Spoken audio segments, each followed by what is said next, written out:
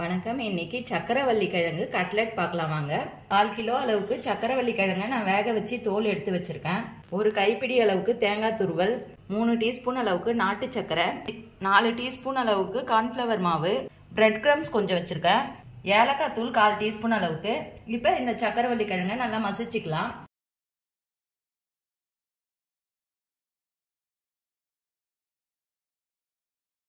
நல்லா மசிச்சாச்சு. இதுல தேங்காய் துருவல் சேர்த்துக்கிறேன்.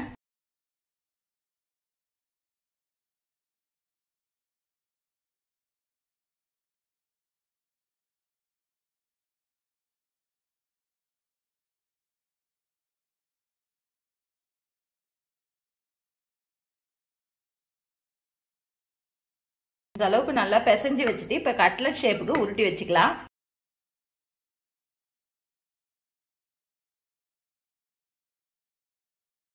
இப்ப பிரெட் கிரம்ஸ்ல போட்டு டிப் பண்ணிக்கிறேன்.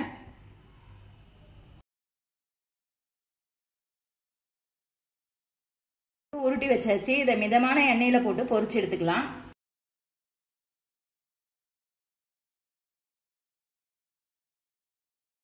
கேஸை மட்டும் சிம்லே வச்சு பொரிச்சுக்கோங்க.